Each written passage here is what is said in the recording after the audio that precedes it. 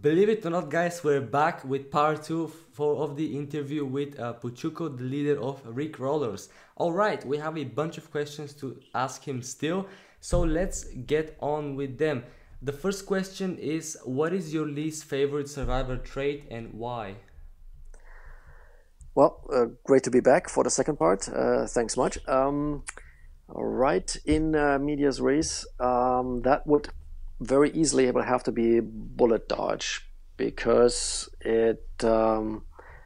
yes, it can help with fighting an outpost and Freeman, but on any or most challenge missions, I think it's pretty much a wasted trait. So I think a lot of people actually can easily agree that bullet dodge is probably by far the least favorite of all of the survivor traits. Alright, yep, bullet dodge, not bad. Um, Next up, we're moving to a small section, and the next two questions are gonna be regarding the game rebalancing, the nerfing. Alright, so we're moving on. The question from the lost ones. Do you still want the wrestling trait nerfed? Do you use wrestling on your own team? Well, now that we talked about the least favorite survivor trait, wrestling would probably have to be my least favorite gear trait. And I think it's a touchy subject, as I found out myself. As we said earlier, in my opinion, high-level game in the challenges is pretty much impossible without wrestling. It becomes the go-to trait, so you can't really advance without it. And that makes it a little bit single-minded. If there is one trait that you can't, do without, then in itself, that's by definition, I would say, tells you that this is overpowered. There, I said it, the bad word. And if we look on the whole discussion from a different angle, and possibly T. Diddy's question, and if I had a magic nerf stick, what would I do with it? Goes in the same direction. Neither I, and I'm pretty sure, nor next game want to nerf anything just to upset anybody or to make their lives more miserable. They're not. I'm not looking at the game and seeing like, oh, let me pick a trait that upsets the most people. I don't think that's anybody's intention. If we look a little bit in the past, the auto-clicking, auto-farming disaster, it was removed or nerfed. For example, down to 100 walkers you can kill for valuable XP per mission, because it was just wrong. It was an unfair advantage, period. The low-level survivor loophole was removed because it was just that, a loophole to make more stars where others couldn't or wouldn't. It was a loophole, let's just face it.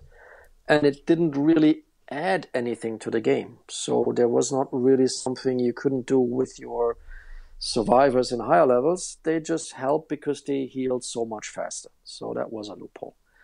Interrupt dodge was clearly overpowered. We all loved it. We all got used to it.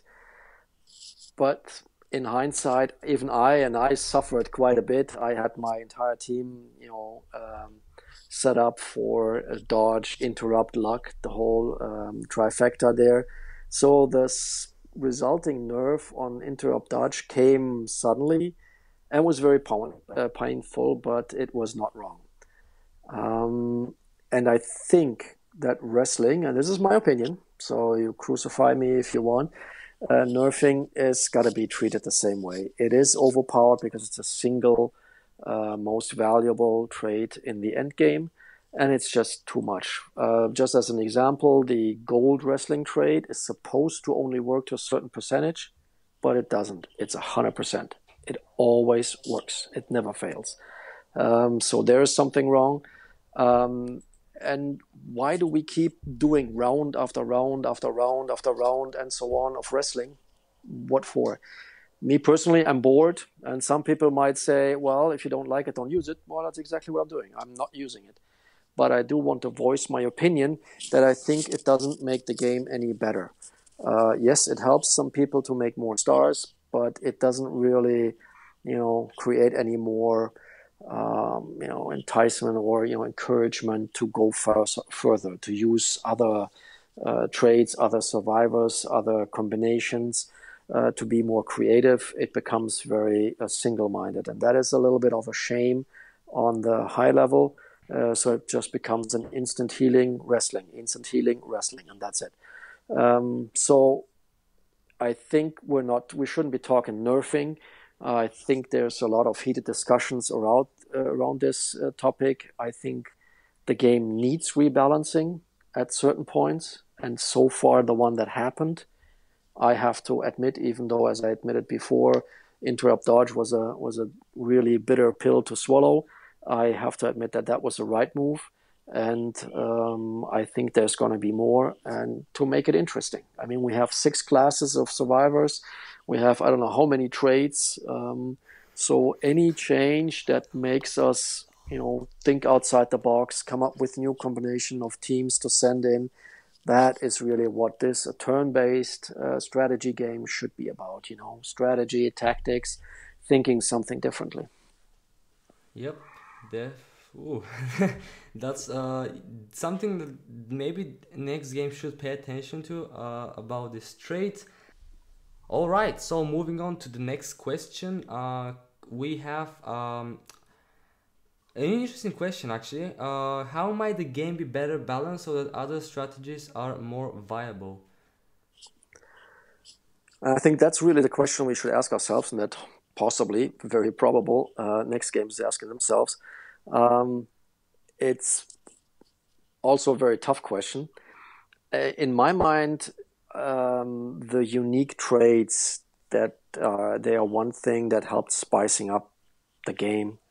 It encourages us to use all classes. We talked about the threat reduction before, extra range, about the extra step the scouts have, punish for the bruisers, revenge for all ranged units. Those kind of things, unique things that you can come up with a really tricky combination of a new team that you send in there. That makes it interesting and balanced. I think a lot has happened in the game. Like we said, with the heroes, they played a great part. I remember, like it was yesterday, that time before heroes, I gotta admit, that was in hindsight a little bit boring, because the heroes did definitely spice it up. You put a different hero in there, and now your entire mission plays out differently, or it should. So you can play to the strengths of this or that or the other hero. So when you go in with the Sasha, you obviously play this a lot different than when you're waiting for the spawns and Rufus to give you another charge point.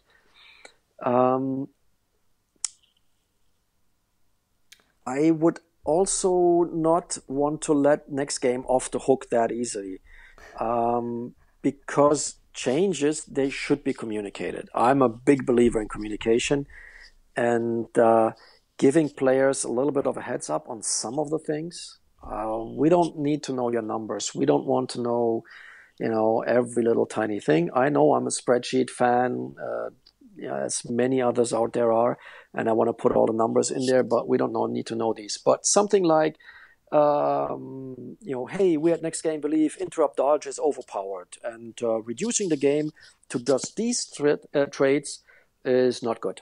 We're in the progress of addressing this issue, so we want to give you a heads up so you don't rely completely on these traits. Oh. Do this, I don't know, a month before the release, or sometimes they don't know exactly what week it's going to come out because of, store approval and whatnot. But just to give us a little bit of heads up, instead, boom, here's the new version. By the way, your interrupt and dodge has been rebalanced, quote unquote. And I think that started, in my opinion, a lot of the heated discussions that people felt, oh, this was nerfed, oh, this was done in malice, and blah, blah, blah. So I think a little bit, reaching out saying, hey, we're looking into, for example, the low-level survivor. I think in the forum they kind of indicated, yeah, they're looking into it.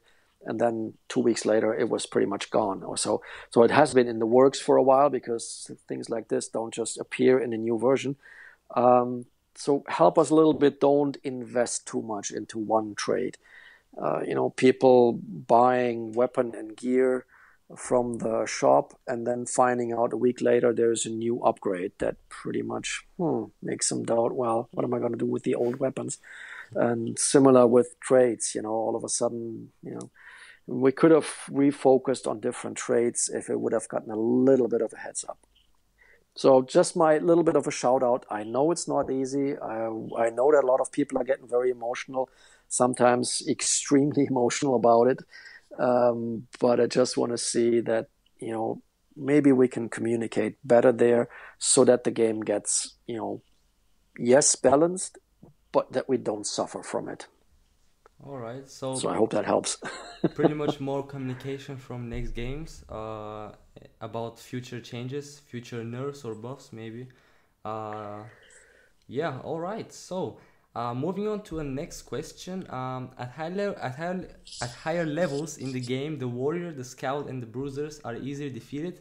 The bruiser is especially vulnerable. What can NG do to address the issue?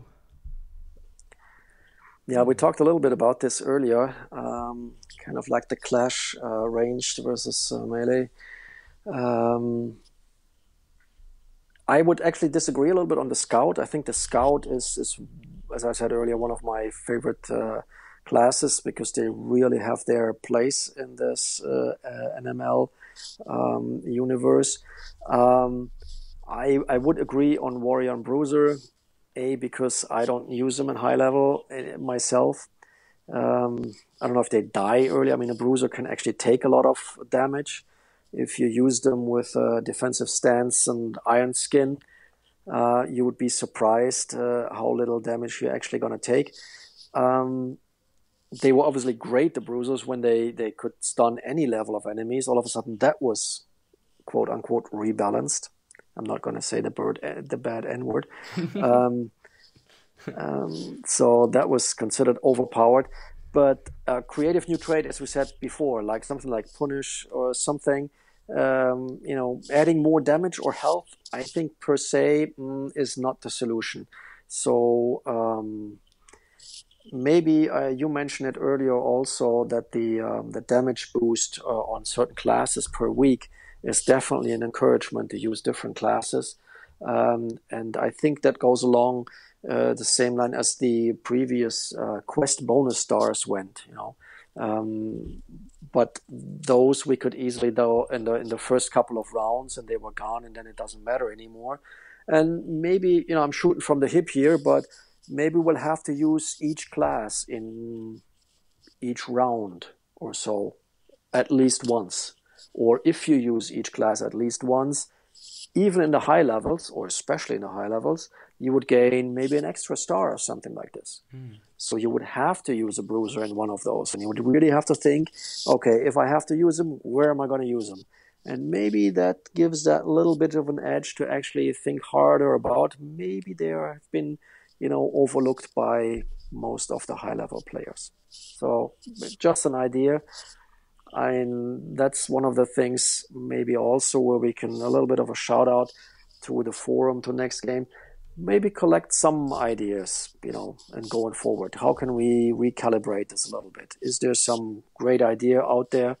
I'm not saying they don't have ideas by themselves, but there's some pretty smart people playing the game and active on the forum. So why not make them work? I do believe they do take some of the ideas from the community as well. They do bring some community requested features and additions. Great. Yeah, they do. I guess not a lot, but they do listen to the community. They do gather the feedback and go over it, as far as I know. But yeah, nice. Let's move on to the next couple of questions now. The next three questions are pretty much very similar, asking about your most wanted in-game development / feature, something that you want the game to have and something that you think the game is missing. So yeah, tell us a bit about it. I would think, I guess the one desire or almost demand in the community is if we could, as soon as possible, get a change to the challenge structure, so the starting and first repeat level, so that we as players are actually encouraged to upgrade. I mean, it's obviously a undesirable status that people do not upgrade because they see that they can make a few more stars every week. That, like we said earlier, that's not in the spirit of the game. That's not what this is about. So from what I understand, this is being addressed, and it would be great, if that would change actually, so that people just keep upgrading. The next one would be a better return value on the token for retiring survivors. I think, the whatever, I don't know the numbers now, 15% or 20% or whatever, that is really, really low. And I can't, I have a couple of pink star survivors with bullet dodge or, some combination of traits, and I've had them for over a year. And it's really hard. I won't let them go for 200 token or something. That would be a shame. So if we had a little bit of a better return, possibly like an event or something, just try this out like they tried it out with the Platinum 25 radio calls. Do an event, see how this goes. They like it, we like it, works in everybody's favor. Then we'll make this maybe a more, permanent solution. So I think that's something I would definitely like to see as soon as possible. And as we said earlier, even though people will now throw darts at me, reduce the wrestling somehow. It's good as a trade. I love it in general, but it's just too boring after a while, So if we could come up with some sort of a solution, that you can wrestle even a level 50 walker if you ever get there. And that makes no sense. That is totally overpowered. So there's got to be something there where there's a natural end to this wrestling charade. So those three would be my wishes as soon as possible. And then as we go forward, I'm definitely a fan of having a better guild management. I mean, I am in a pretty sizable guild, and I think there's a lot of those out there. They have the same problem, managing their guilds with Excel spreadsheets, with over chats, over messaging, and people not moving and whatnot.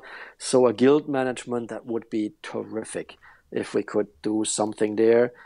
So it's much easier to get our 20 people, per group assigned a little bit easier and have an overview. I would also love to have a little bit better of a gear management, because I don't know if it's just me, but I'm thinking everybody else is in the same boat. Having, I don't know, dozens of survivors and hundreds of gear, and you keep changing them, that becomes a sizable part of the day or the game. And just keep switching that gear and not knowing, which was that gear? Was that with the reduced? And then you keep searching and whatnot. And plus then an upgrade of a gear is just finished in the workshop. And you're like, what was the other gear I wanted to upgrade next? Oh, I forgot. So there's no queue. So you can't mark them saying like, these are like the 5 gears that I think are really good. When you have some time, you think about it and you kind of pre-plan a little bit. Which one were those? And you ruin the thinking again. That for that reason I didn't like this, and for that reason I like that more. Blah blah blah. So if we had a little bit of a better gear management, we can flag gear. We can maybe produce some sort of a queue that would automatically put them, in the queue, and you just say, "Yep, start with the next one in the queue." That would definitely help reducing my pain and some of the tedious. Little things you would do in every single mission. And I'm a super fan if we could somehow get a display of traits during a mission. Who was the survivor with the gear that has stun resist? Which survivor has the defensive stance right now? Where's my incendiary rifle? Is it that or the other one? So that would be really great, so we don't have to go in with cheat sheets and kind of like kind of pre-mark, what was the combination of people and gear that are just sent in there. So that would really happen. I think I can imagine this very easily on the left-hand side where we have the picture of the survivors. I don't need to see Abe's face in there. I mean, honestly, that can be taken over by 3 rows of the traits: survivor, weapon, and armor, something like this, so that it's a lot easier for everybody to maneuver through the missions. Another thing I'm reading about this in the forum a lot, and some people are really taking this very, very hard, amazing, is if we could find a way to address the dilution of heroes and also trait combination on gear and survivors. Where a lot of people are frustrated they're never getting the right token for a hero. A lot of people are frustrated they're never getting the right combination of traits on a gear or a survivor, and they're going crazy over that. So I don't know. I'm not saying, oh, give us all the perfect traits, or let us re-roll all the traits and until we have the perfect combination of the day, or that was recommended to us. But something to maybe think outside the box to address that dilution a little bit. And maybe that is the other point that we were talking about earlier. If we somehow find again a connection where the fans can be involved, that we have polls on certain things, creative section where we can have more ideas put in, and we get the feedback of if they're even considered or something. Or I mean, we've seen this in other games that at a certain point the game developer comes up with a map tool, so that actually the fan base can create their own maps and submit them or to the game developer or something like this. I think the maps would be fantastic. People would go bananas over that, in my mind. And I've seen this in other games, and it would really encourage it. Or the all the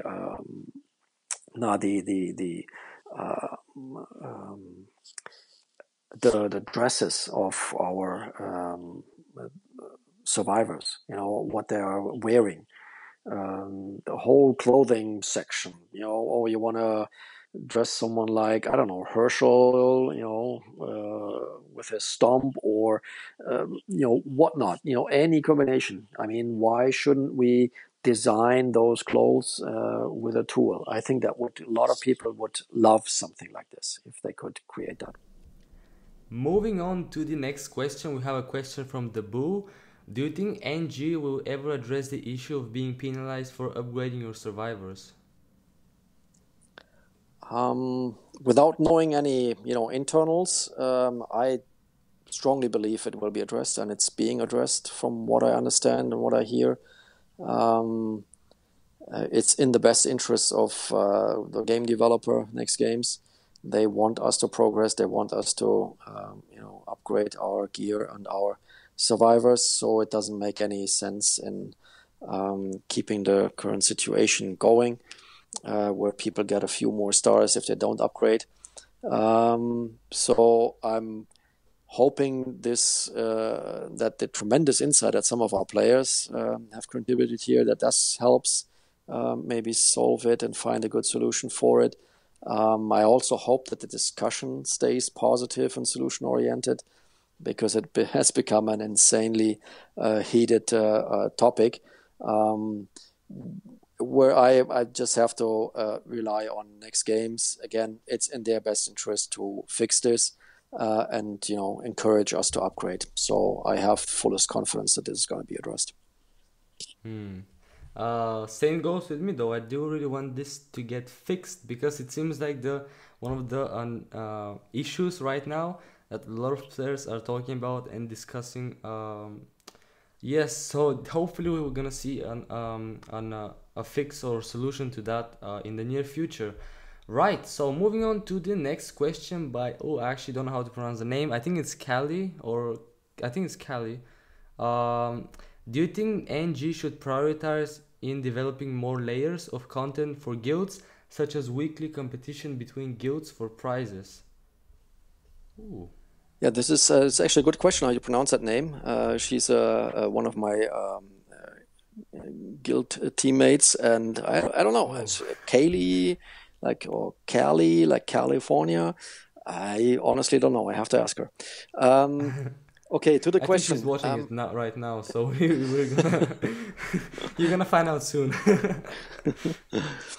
Um, okay, I have to admit there's an interesting thought of generally guild versus guild, but I must admit I'm not a fan of it because the if that would give us any special rewards, if we battle it out one guild to another, it has a big or a very strong taste of the rich getting richer, meaning the big guilds, the strong players, they're going to win anyway over weaker ones. So, and then giving them even more rewards, then they become even stronger and so forth. So I don't see really how we can turn this into a benefit.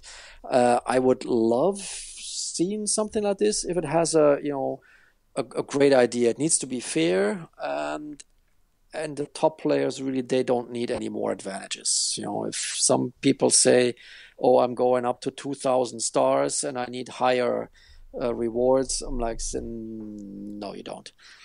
Because then we would create the super rich, unbeatable, and then they would very soon say, "Oh, all my survivors are quintuple pink stars. I want more." No, that's not what it's about. Even more and more and more rewards. I mean, if it finds a level playing field, if there's something to actually get the community going in a fair and fun way, I would be the first to say yes. But my gut feeling is it's not going to be an easy one. Hmm. All right. I guess it needs a lot of organizing to go into this. Yes. Right. So, question from Japes87. Do you feel that next games has a struck balance between keeping their longtime players happy and the new babies and free to play groups happy as well? Ooh. Yeah, that is I think a tough and recurring question for pretty much all mobile games. And I do believe that Next Games wants to strike a balance here, and rightfully so. My feeling is they would want to get new fans of the series to the game, like we're thinking with the season episodes now with season 7, A and B. I think and getting it featured on the Talking Dead and so forth. That certainly got new fans to the series. Mm, I think also that some of the features and changes that were done are for that purpose, more accessible, a little bit like a shoot 'em up with fun to use weapons like the flamethrower and the Molotov cocktail, those kind of things. I do believe, I don't have any numbers, I don't know any of these new players, but my guess would be here that players that come for these features are probably not the ones that are going to stay for long. Because I really think this game is about a certain addiction factor we talked about earlier, and the questions I got themselves already, I guess, pretty clearly state that we are addicted to this game. So I think the addiction factor that doesn't come for or doesn't kick in for shoot 'em up and fun to use weapons or only, but for other game features, that really make us build something, build a team, create our set of gear that we're very proud of, train our heroes, learn how to use them. So really those kind of things are really, that's what, keeps new players with it. So I'm not sure that this strategy is going to be very, very easy to follow to get the new players in there. And I think, I guess a lot of it also was discussed on the forum also. A lot of games have a certain shelf life, after a while, and I'm actually surprised I am still playing it after a year and a half, almost 2 years. I'm surprised that this game exists after almost 2 years. I think even Next Games is surprised that it did so well. Um, uh, as we They- saw that survivors were planned and programmed to go up to level 20 and not further, so it had to be kind of readdressed. Um, so I'm, it's amazing that people then still play it. Obviously, they get tired of it. I see some quotes as they're kind of blaming Next Games for it. Well, we got to move on. I've played, I don't know, hundreds of games in my life.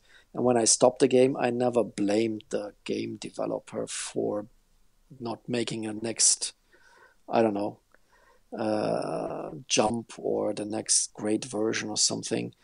It's just the way things is. Sometimes you have to move on. Maybe you don't have the time for it. Maybe you have a new job. Maybe, whatever happens in your life prohibits you from putting in this time.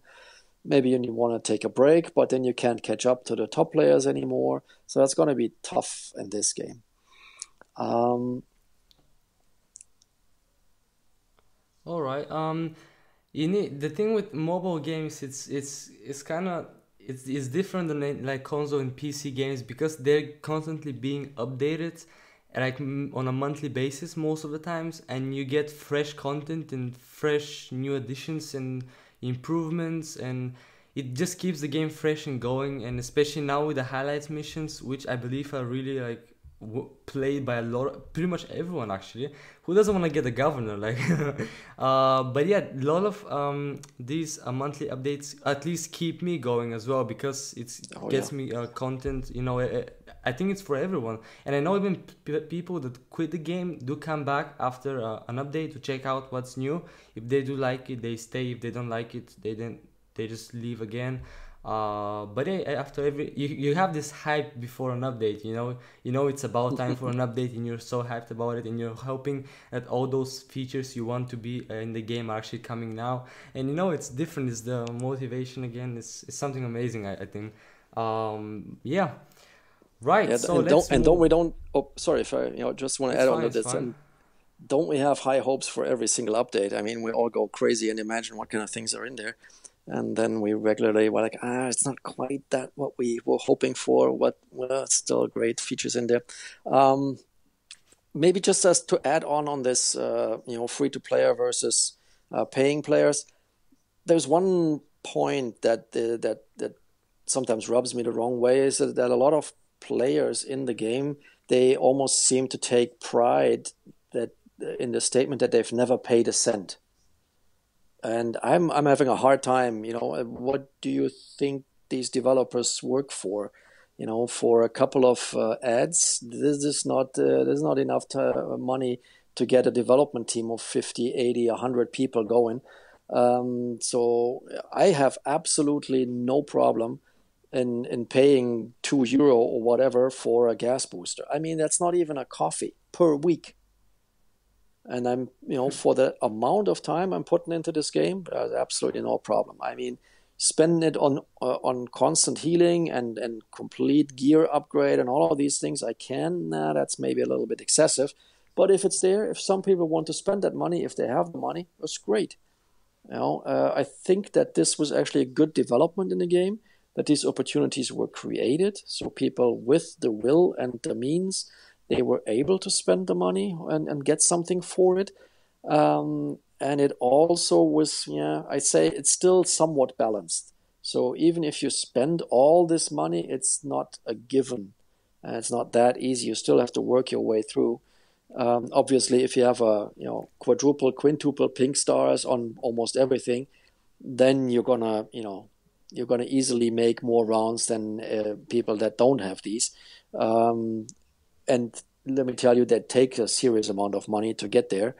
But again, Obviously. if we spend so much time on this game, what is €2 or $2 a week? And maybe every now and then a weapon bundle or something.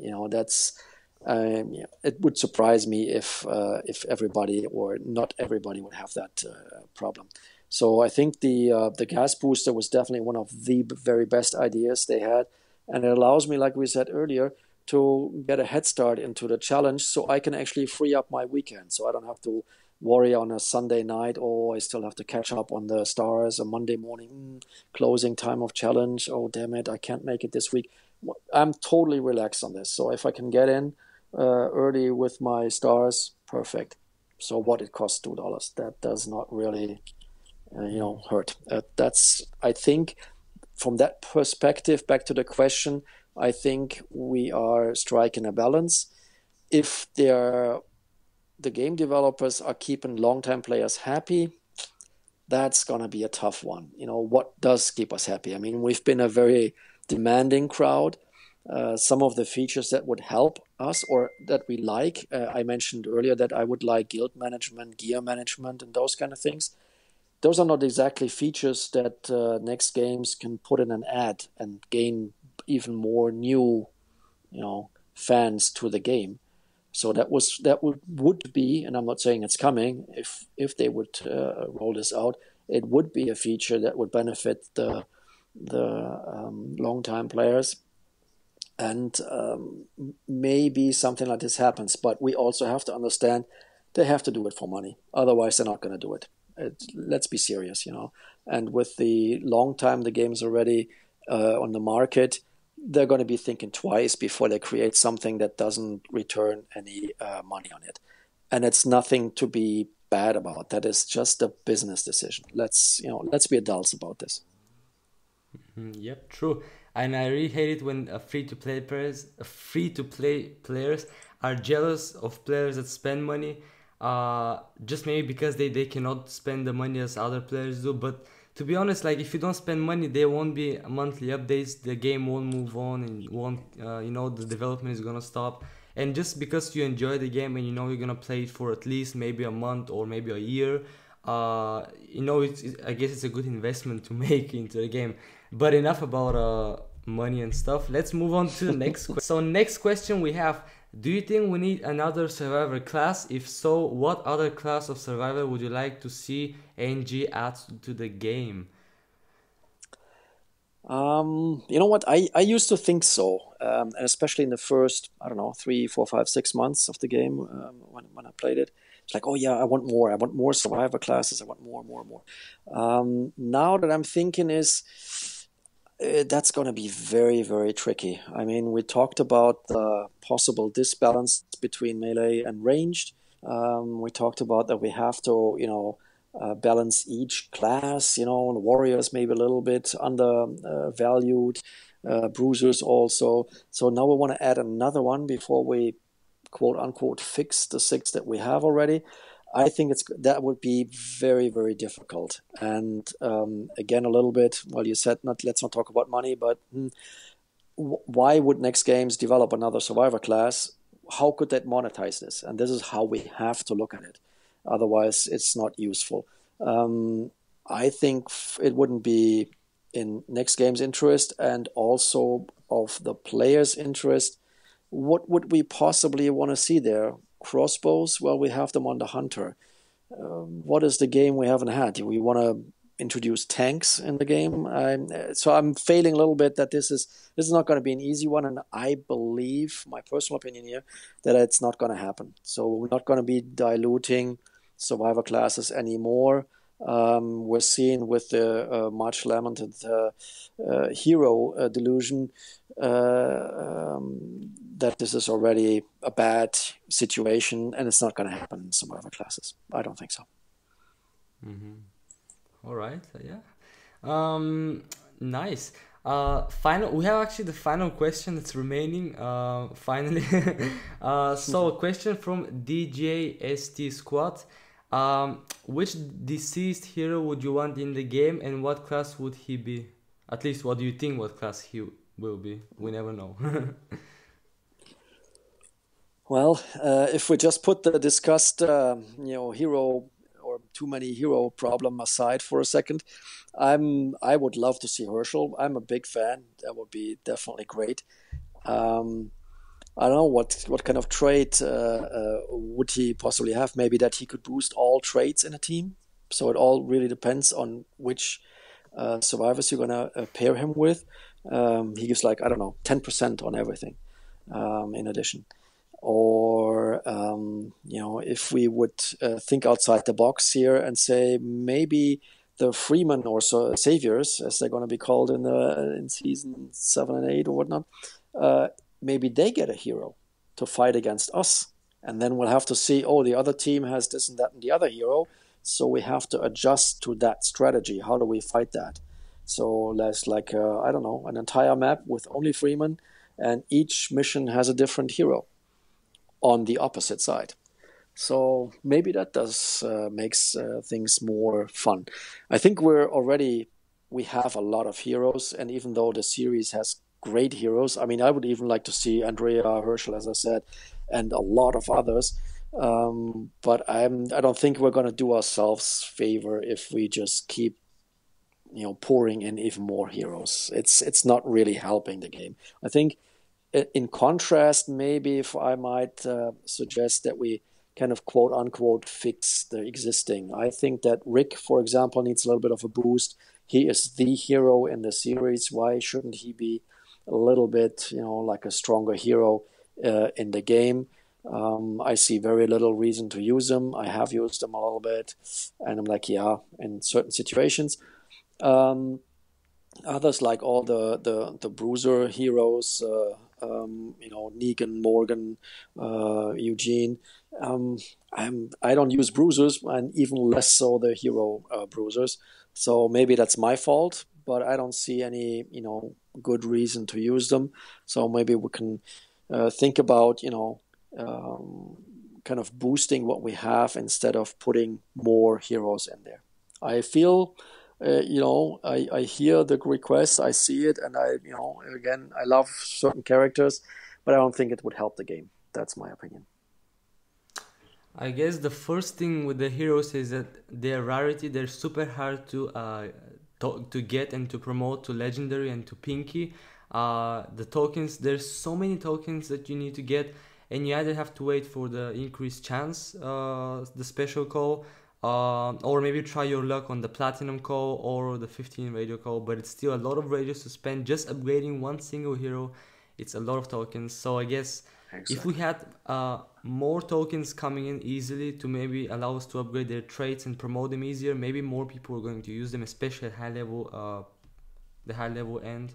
I think that's definitely a good point. And maybe if I can add to that, I for one, I decided I can't have all the heroes. I can't go for all of my heroes to take them to pink star level. That's impossible. So I reduce pretty much I put my focus on a few select that I really like. Abe and Sasha and Rufus and those that really help me in the high levels.